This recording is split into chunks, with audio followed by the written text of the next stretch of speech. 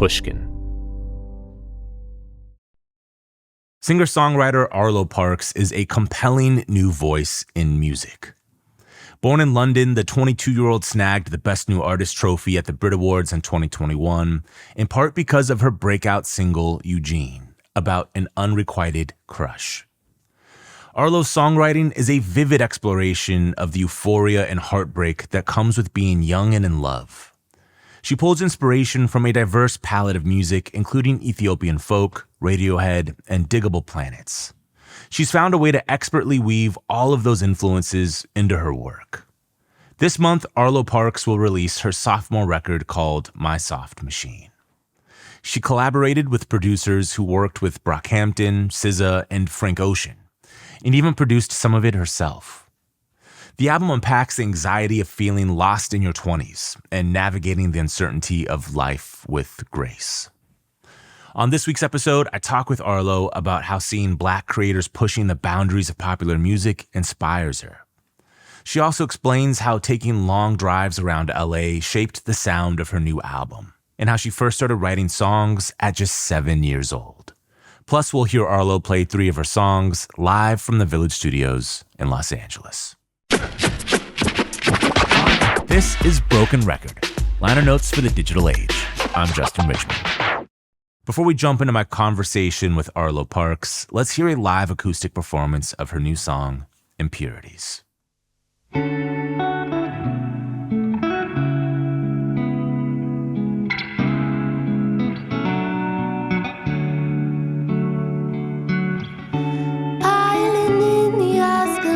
My chest is buzzing like a bluebird cage. Laugh like Julia, but now she touched my leg to make sure I'm still there. I radiate like a star, like a star. I radiate like a star, like a star. I radiate like a star, like a star.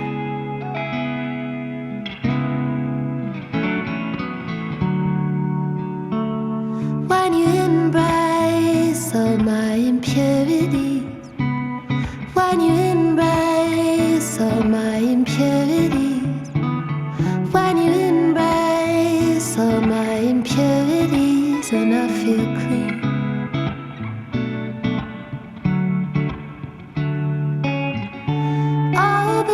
You threw me then was so intense that it was physical.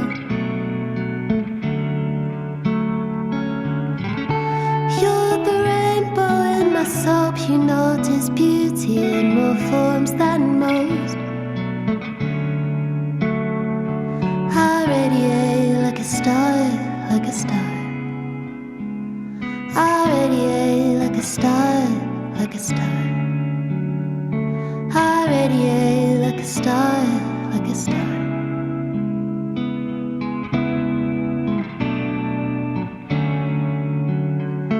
When you embrace all my impurities, when you embrace all my impurities, when you embrace all my impurities, and I feel clean.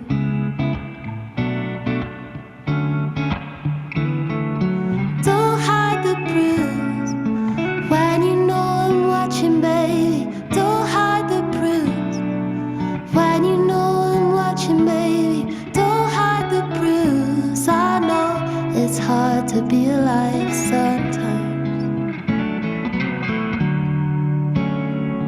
I radiate like a star, like a star. I radiate like a star, like a star. I radiate like a star, like a star.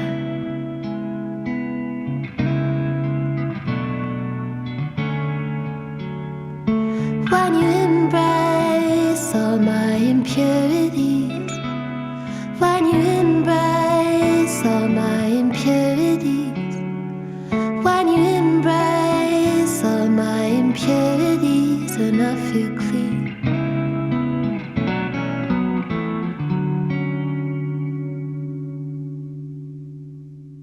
Impurities, I've like listened to it. Like it's a song that I find like I repeat like 3 or 4 times when I listen because it's such like a feeling of just like elation and freedom. And that emotion really is so in that song that I just usually play it a few times over because I'm like, I love that feeling. Like I need to, if I could bottle that, you know? Yeah, and that's exactly how it feels to me. Like I wanted to capture that feeling of like either you're coming back from a night out, you're coming back from the beach with people that you feel completely safe with and the sun is setting and everyone's just kind of quite serene. Yeah. And like a few people are dozing off and like everyone is just content, and that's exactly what I wanted. Those moments, man, if you could just like freeze them where it's like everything is like perfect, you know? And they're always like moments of quiet or something after like a big thing or a little bit, whatever. It's just like, you were just like, whoa, like life couldn't get better than this moment right here. It's peace. And I think the biggest thing that is like hard about being human is that those moments do end, but that shouldn't be a reason to like not let them be, you know? Yeah. I think a lot of it is just accepting that even the most beautiful moments and the most painful ones, like at some point they will end. It's all transient. It really is. Yeah. I had no conception really of how old you were beyond just knowing like when I first heard your music, which I guess was 2018. Yeah. But I was like, whoa, like I was 17 then. Yeah, I literally was 17. I mean, not to stereotype what the art young people make, but it sounds very mature, you know, fully formed. I think honestly, it's just because I spent so much of my life when I was growing up just practicing. Like it just practicing what? Just practicing writing, practicing like just being a student of what I was seeing around me and like making a lot of really bad, silly songs. I just at a very early age decided to like dedicate my life to like the practice of writing and expression, not necessarily singing, but just like storytelling. And I would write every single day. So by the time I put out a song from the age of like 7 or 8, I was like writing every day. And so yeah, I had a lot of experience in that way. What inspired that? At such a young age, at 7 or 8. I don't know. I was just very curious. And my imagination was just so like insane that I needed a place to put all of that. And I just got a lot of joy from just like making up these little like fantasy worlds. More insane than the average 7 or 8 year old's imagination? imagination? Know. Maybe not. I feel like I just had that urge to put it somewhere. I feel like a lot of people maybe would like make up little games with their friends or, you know, would stay quite contained. But I always had this urge to write things down and to document them. Was anyone in your family writing or a writer? No one. Everyone in my family is like engineers and lawyers and accountants. Like no one is really remotely creative. My dad really likes jazz music and listens to a lot of music, but no one is like remotely creative in any way. Wow. If no one in your family maybe inspired you to do that, were you seeing art or hearing art? I grew up with the internet and with YouTube, and my uncle gave me a collection of records, and that was like an interesting way into the world of records and world building. And he had a really interesting taste because he's French, and so there was a lot of like French music, French funk, but also like LL Cool J and Tupac and like Sade. Tupac? Yeah. Amazing. And like it was such an eclectic mix of things, and I think that started it for me because I was like maybe like 9 or 10. And then growing up with the internet on YouTube, I could just go down these little rabbit holes and like see Radiohead perform at Glastonbury, like see people like Odd Future kind of like blossoming online and being like weird and black and like crazy, you know. And I was watching that Rap Caviar thing that Tyler the Creator did like yesterday night. Beautiful, right? And it was so beautiful. And I feel like I'm part of that generation because I remember seeing the colorful clothing and like just that sense of energy and just these people being disruptors and making like weird stuff. And I was like, I can do that. I don't know if they know how important that was for so many people. By that point, I was in college at that point. And I remember feeling like, oh shit, like these are my people. Finally, you know? Like yeah, exactly. And that's always what has kind of inspired me. And I think growing up, I always did have a sense that the music that I liked was an interesting kind of pod of music, everything from ambient music to like My Bloody Valentine. And then I also really loved like Diggable Planets, but I also loved like jazz music and like Ethiopian folk music. Like I just had this world of things, and I was like, okay, maybe I can distill this. Maybe I can create a kind of little collage almost of all the things that I like, because I didn't feel like anyone else had that specific taste. I'm trying to imagine what listening to Tupac in England and you're like 9 or 10 years old and it's like 2009, 2010 and you're hearing Pac. Like what was, I think of Pac, I grew up out here and I was like 6 when he was killed. So like that's my memory is like it was a bunch of chaos and then he like was killed and it was like, it was like almost scary. I just trying to imagine what that vibe was like for you. I think for me it was, it did feel like a world that was very alien to the one that I was living in, but I loved the fact that even though I hadn't lived any of the experiences that he was talking about, I could picture it. Like it was so vivid, the storytelling. And I think I've kind of carried that forward, that sense of like the spoken word and feeling like someone is telling you their truth and that sense of rhythm. And also just how that can kind of really bring communities together and move people. And I think I was just moved by the way that he painted these really vivid scenes of like a place that was so far away from where I was as a kid. Yeah. There is a lot of that in your songwriting. Like, I know you're going to play Eugene for us. That's a song in particular that I when I hear, I'm like, oh man, that's like, that's really laying it out there. Like, Definitely. That song is like, I feel like it's the first time that I was really kind of like stripping myself bare in that way. But I think that the way that the song kind of traveled in the world and the kind of queer experience that it captured, I think it's kind of like what you were saying before, where I felt like it was an experience that only I'd gone through. And then when I put it out into the world, people were just like holding up mirrors to themselves and being like, wow, this is what I lived, whether it was 20 years ago or this is what I'm in now. So I think that fear kind of melted away once I just started getting a reaction from people. But yeah, it's scary. Yeah. It's always scary. It always feels very, I don't know, just exposing. But I'm kind of used to it now because I'm doing it all the time. So I'm used to just being out here. When I knew we were going to do this, I was like, man, I should think about like why, like what is it that attracted me to your music? I think there's a lot of things, but one of the main things I realized was the writing.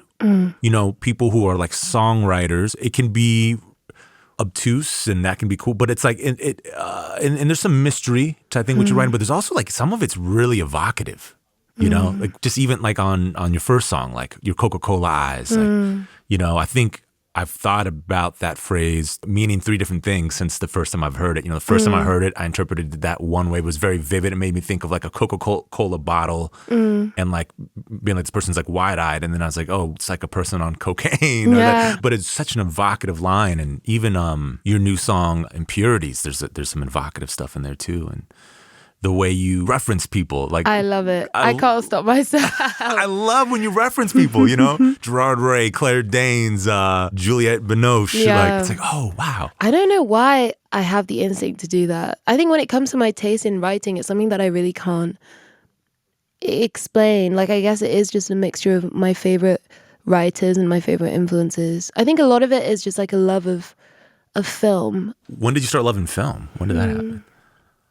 I think honestly it was a little bit later in my life. I mean, my short life.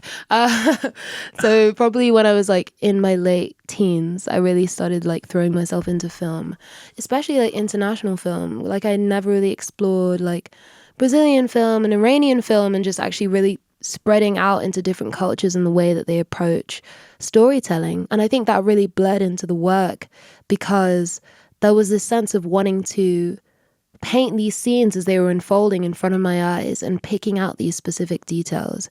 And, the people who are listening to my music aren't like living my life and maybe they weren't there, but there is something about like detailing like the eyelash on somebody's cheek or like what exact song was playing on the CD when this happened and the exact tone of brown of the floor. Like I really love that sense of detail and I think that happens so naturally. The details, little details really create like a point for like for me as a listener to really all of a sudden be transported, like it does like the hard work of getting me in and then like all the other things that are maybe a little more open for interpretation or whatever can kind of like, now I'm like in a frame of mind where I can really interpret those things in an interesting way, But when you say like Claire Danes and it's like you're automatically like, I know, it's like a shortcut. It's like, I know what you're saying. Like shorthand for like this feeling, I think it's interesting to have also that balance, right, between those really clear anchors that are so specific and can't really be interpreted in any other way, and then parts of it that feel more fluid and that are just open. And it's like, you know, when you embrace my impurities and I feel clean again, like there's maybe a more obvious way to interpret that, but then it can like blossom into a million different ways of thinking. And I think I like having that balance, because I think being specific as well makes it feel like it's something that, you know, I really lived, and it is. Yeah. So Yeah, that idea of like the personal being general too. We all feel like our experiences are so personal to us, but you know, human experience is in some degree limited. So like much of what we go through, a lot of other people have gone through, just in other variations, you know? It's the idea of like the personal sort of being, the more specific and the more personal you can get, actually the more kind of broad appeal you're opening up. You know? Exactly. And I feel like the songs that have moved me and like moved the world in the biggest sense are the ones that feel like they were written just for you, and everyone feels that way, you know, which is kind of impossible, but that's how I feel. I was thinking about like Coachella's coming up. I remember seeing Radiohead there back in. That's so funny you said that. I was literally going to be like Radiohead. Were you thinking of Radiohead? Yeah, I was thinking Radiohead. I mean, I just love Radiohead, so I'm always thinking about Radiohead, but yeah. When did you get onto Radiohead? Probably when I was about 17, and I just fell completely in love. I feel like it really informed those first few songs that I was doing, those first few EPs, because I was listening to songs like House of Cards and Weird Fishes and Videotape, and just like the warmth and the texture. I was like, how did they make instruments sound like that? There is this sense of minimalism, but everything is so intentional. Yeah. And then I kind of like blossomed into like Kid A and listening to Amnesiac and thinking about the more so good electronic elements. Honestly, my favorite band of all time. And I've never seen them live. Really? No, never. I really, really need to. I saw The Smile in Copenhagen, but I haven't seen. I wanted to see them. Yeah. How was it? It was so good. Like Johnny Greenwood, like doing his like guitar with a bow thing, and the bow's just exploding, and he looks like the same age as he always has. He's just a never timeless changed. wizard. I love him. We have to pause for a short break, but before we go, let's hear Arlo Parks play Eugene from her debut album, Collapsed in Sunbeams.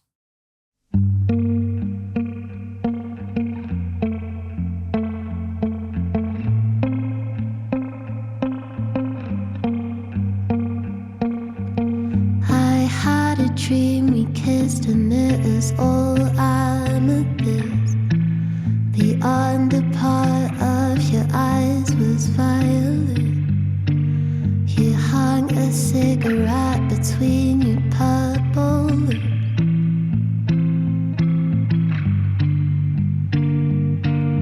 We've been best buds since 13. I hold your hair back when you're too lean.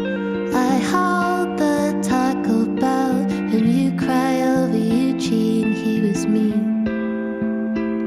He was mean. But hey, I know I've been a little bit off and that's my mistake. I kinda fell half in love and you're to blame. I guess I just forgot that we've been made since day. Yeah, I don't know what to say. Hey, I know I've been a little bit off and that's my mistake.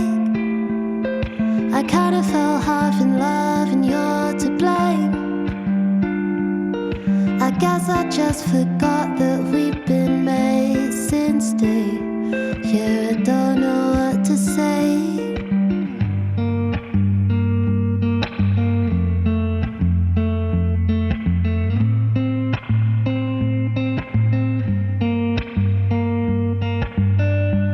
Seeing you with him burns, I feel it deep in my throat. You put your hand in his shirt, you play him records I should. You read him Sylvia Plath. I thought that that was our thing. You know I like you like that. I hate that son of a. We've been best buds since 13, but that don't change the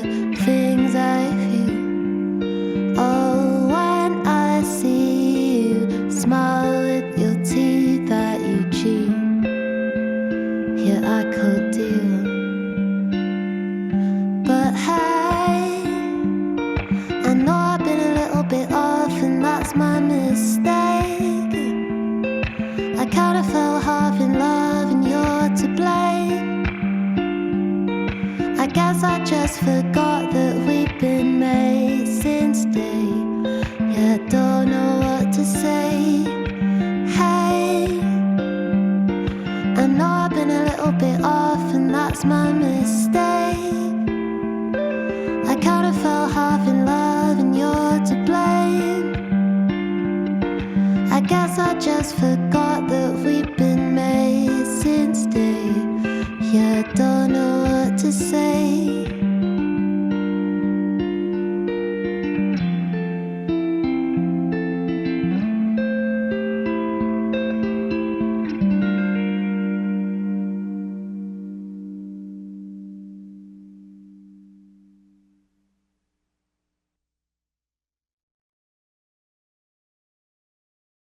We're back with more of my conversation with Arlo Parks. What was the first music that felt like your own music? That like you kind of discovered and felt like this is... That's interesting. I think the first people that I really clung onto were actually like singer-songwriter, like listening to like Carrie & Lowell by Sufjan Stevens, listening to Either Or by Elliott Smith, listening to Blue by Joni, like just these really kind of like emotional, especially when you're like 15 and you're like going through it all for the first time. Big emotions. Exactly. Big emotions. Like everything felt on like such a massive scale, even if in the grand scheme of things, it's like a tiny minor inconvenience. And I feel like I really aligned with that. And I think that's something I've always kind of taken with me, that sense of being really like emotional and like, you know, open heart surgery. Like those lyrics always come from this really deep place, and it's everything is kind of overflowing and brimming. And I think I've always taken that element into my music and then maybe moved away from it sonically, but always having that thread through like how I write. Meaning like you feel like the songs as you write them end up sounding very different from what the record sounds like. Yeah, no, I mean more that when listening to people like Elliott Smith or Joni, I try and kind of carry that essence in terms of how they write, but the actual kind of sonic world always like moves in a million different directions. Got you. That's really interesting. Also interesting that those are two LA transplants. Yeah, that is true actually. Which I guess you've just recently moved to LA, right? Yeah, no, I have. And there is something about like reading like Joan Didion when you're in California, like how, you know, it just everything aligns. I'm from California, but still it's like reading Joan Didion in California or listening to a Joni Mitchell song, listening in to like Joni Laurel Mitchell Canyon or something, in Laurel yeah. as I'm driving. You know, I have to. Anytime I drive like up Laurel Canyon, I'm like, I gotta think about Joni or think about, you know, the Mamas and the Papas or something. It's like it's that effect. Even though I've lived here my whole life, it's never gone away. Yeah. Like this is a magical place still. You know. I agree. Was a lot of your writing for your new record done here, or was it? Yeah. I mean, that's kind of how I really got to start knowing LA. I was coming back and forth for sessions. So in London, I was working with Paul Epworth, who's like one of my oldest collaborators. But in LA, I kind of started building this little community out of people who I really loved and trusted for the second record. And I started just having so much fun with my music. Like I just felt infused with this new energy when I was here and just driving around and like going to the beach, going to Big Bear, making weird little bands with my friends for the day and just like really enjoying the process of making my second record. I suddenly felt like LA was an adventure that I needed to have. And I kind of made the leap quite randomly. And I feel so happy here. I feel so at home. Did you like set out to move here, or did it just sort of happen? It kind of happen? happened like gradually, yeah. I just realized I was like, I'm here all the time, but I still tell everyone that I absolutely don't live here. So maybe I should just move, yeah. How did you find your community here? I feel like that's something that people oftentimes say that they struggle with. Yeah, I mean, I guess I have an easy route in terms of music and just being a fan of music before anything. And for example, like with Ramil from Brockhampton, I just loved his production and I loved all the references that I had kind of seen him pull from, and I knew he loved the Beatles and I knew he loved like the Neptunes and pop music, but also like folksy music. Like he just had this really intense love of music, and I could tell. And so I just said, like, do you want to just get in the studio? And the first day we met, we made Impurities. And I could kind of feel that we had this synergy. And it kind of just branched off from that. Like the same with Buddy. Like his chords on all the Frank Ocean stuff are absolutely beautiful. And I was like, hey, like, I'm here now. Like, do you want to do something? And it happened like that, just so organically. Wow. So Impurities was the first session Yeah. with Ramo. Yeah, exactly. Can you walk me through the creation?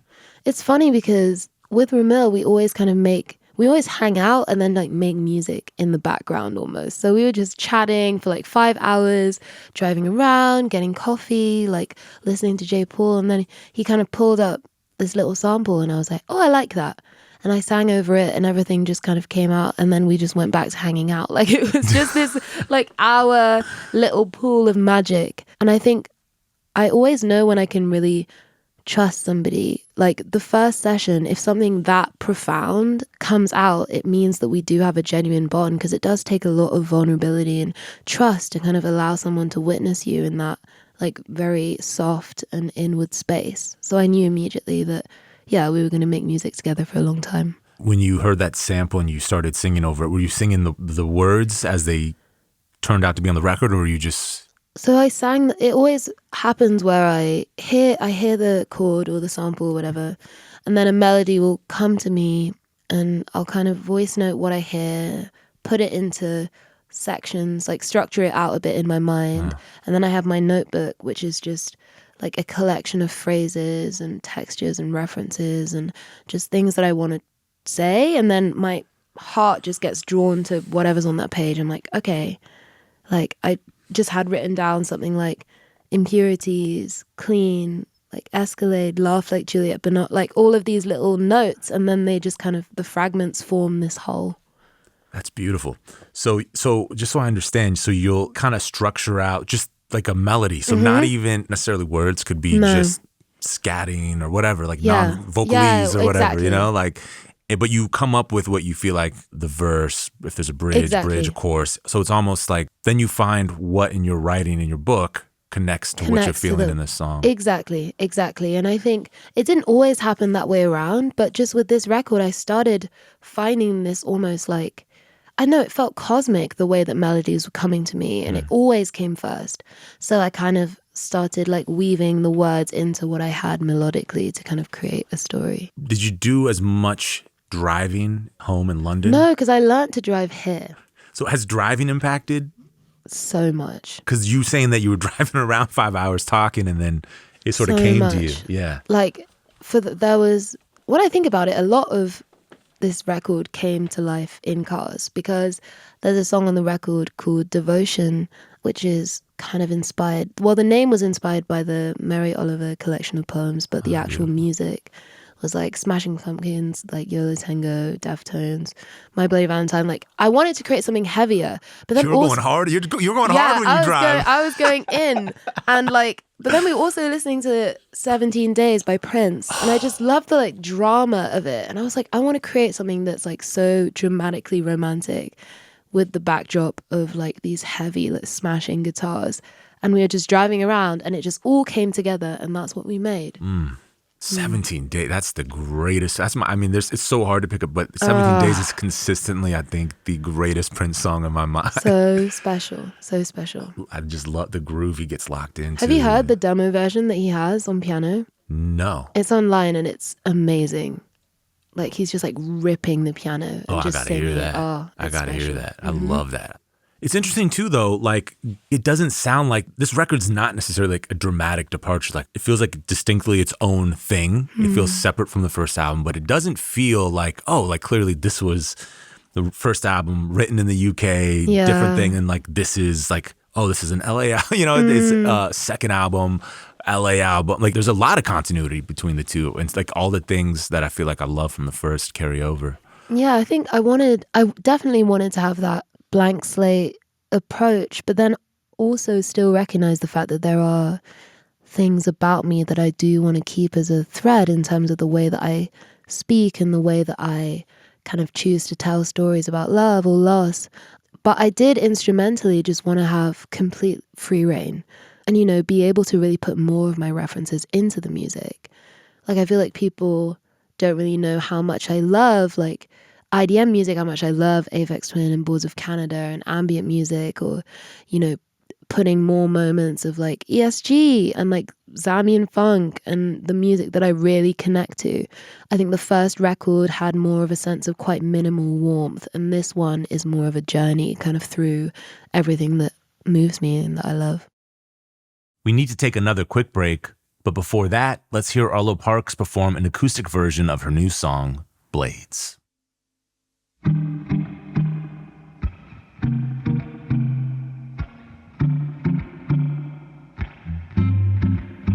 I'm exhausted, watching light-clad Danes through the wardrobe. Kitchen light like blades through your body. The party's ablaze. We grew apart when you were fighting with your sister. Don't think I realized how horribly I missed you now. Regret is flowering inside me. Hope you know that I just don't know what to do. 'Cause I only wanna be with you. I remember there was something strangely romantic in our friendship. We were traumatic. I wept in your arms, talking for hours on the gravel, walking to boxes, linking pinkies, wearing matching pearls. And now I'm struggling, I'm choking without the words. Hope you know that I just don't know what to do. 'Cause I only wanna be with you. I just miss your voice, say we're alright. Call it when you're lonely late at night. 'Cause I only wanna be with you.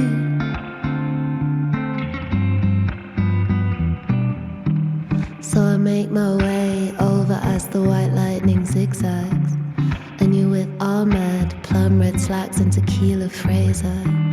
And you laugh the same, hand on mouth, 'cause you hate your teeth and I love your teeth and I'm scared to speak. I just don't know what to do. 'Cause I only wanna be with you. I just miss your voice, say we're alright. Call it when you're lonely late at night. 'Cause I only wanna be with you. Only wanna be with you.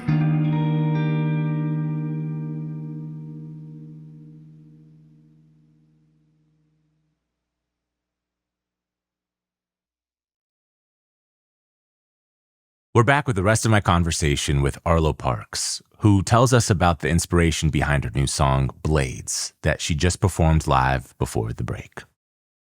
Tell me about making Blades. So I made that song with Paul Epworth at Church Studios in Crouch End in London. And I feel like when I make music with Paul, there is just this real playfulness. Like I feel like we're just two kids running around banging on things and we just come up with beautiful music, and neither of us really know how, because we were just in a fugue state all day. And this one came during what I call the magic week, which was where we got 3 songs in like 4 or 5 days for the record. And I just wanted to create something that felt euphoric, like this sense of freedom and this sense of like bittersweetness, and having that balance between light and shade that I feel kind of colors the record. And we were listening to a lot of ESG and like weird deep cuts that I found like on NTS radio. And he just started playing drums. And I was like, what's that? And he was like, oh, I got this new sampler. And he just started playing that sample. And then I started singing, and then the rest is a blur. Who knows? Who knows what happened? But it was magic. What about like that almost spoken word bridge?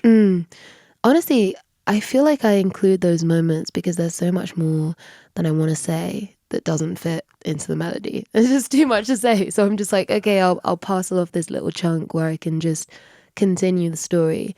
And I wanted it to almost sound like a stream of consciousness, like an inner monologue where you see someone across the room and you're kind of like, oh, I can see them laughing and they're covering their hand with their teeth. Oh, I remember how much she said she hated her teeth. Oh, is she wearing the same perfume? Like that kind of inner rambling and then opening up into this like sentiment coming back to again and again that you can't live without this person. Would you mind reciting that little part? Yeah. So I make my way over as the white lightning zigzags, and you're with Ahmed, plum red slacks and tequila Fraser, and you laugh the same, hand on mouth 'cause you hate your teeth, but I love your teeth and I'm scared to speak as I catch a whiff of your rose dip teak. That's so cool.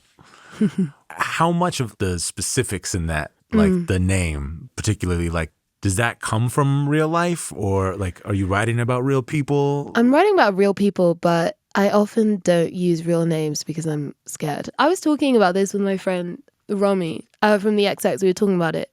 And I was thinking, I was like, well, when that person comes to my show, like, I don't want them to know how much they hurt me. Like, I don't want them to be able to recognize themselves in the music. But I feel like with this record, I just kind of let go of that fear because you do have to be real. And I feel like when you bend reality too much, it doesn't feel like a release to talk about it. So you just kind of have to be unfiltered as much as possible.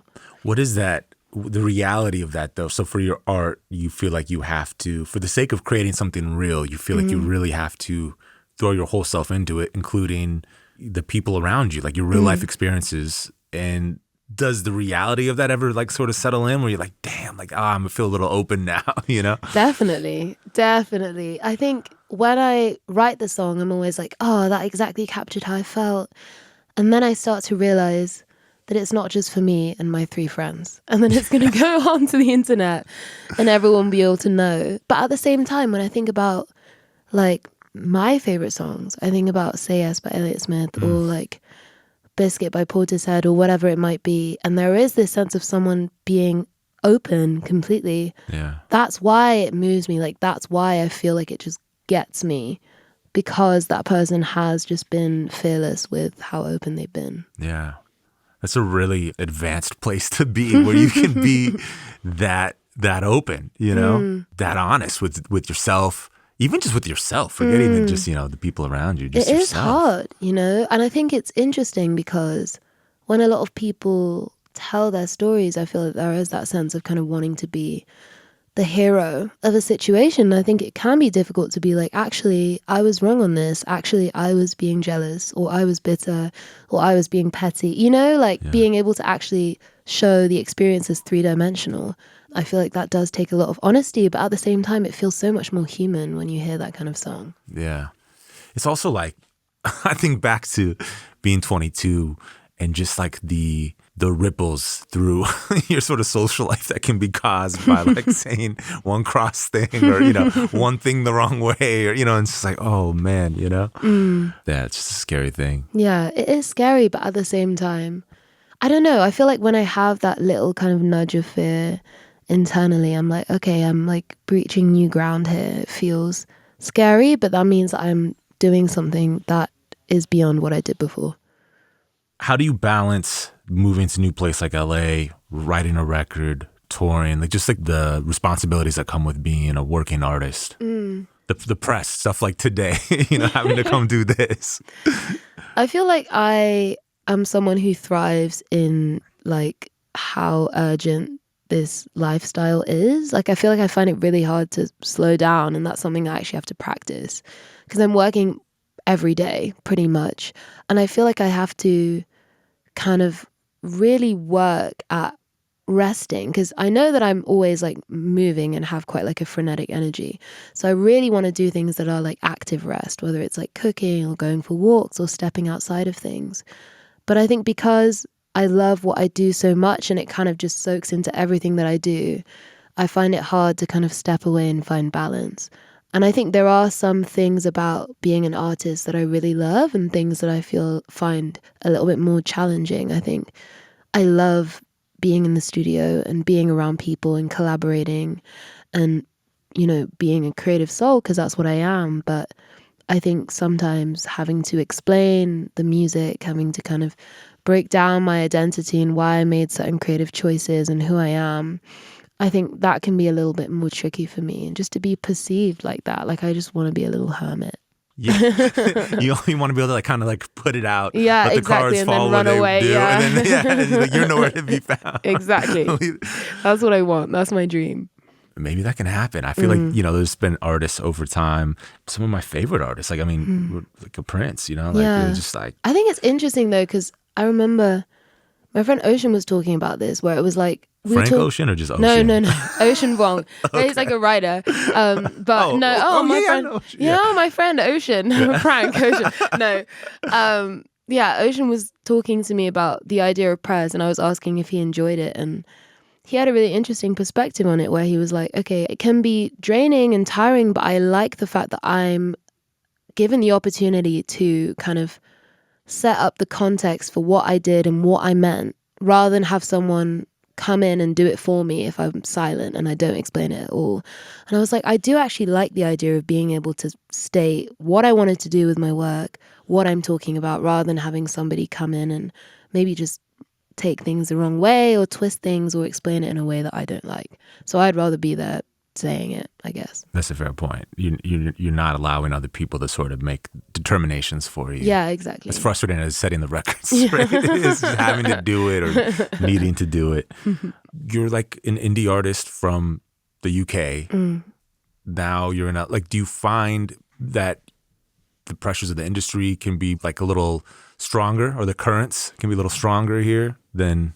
I don't know. I feel like I'm quite good at just creating a little island of people around me, and I don't really know what's going on outside of that. I think, you know, obviously there's always a sense of pressure, but I kind of like the fact that I'm in this kind of new space that I'm navigating. I don't really have that much awareness of like whether it's like certain clicks or like how people work or like what's the right thing to do or clout or whatever. I just don't really know what's going on. So I'm just in my own little way moving through the city.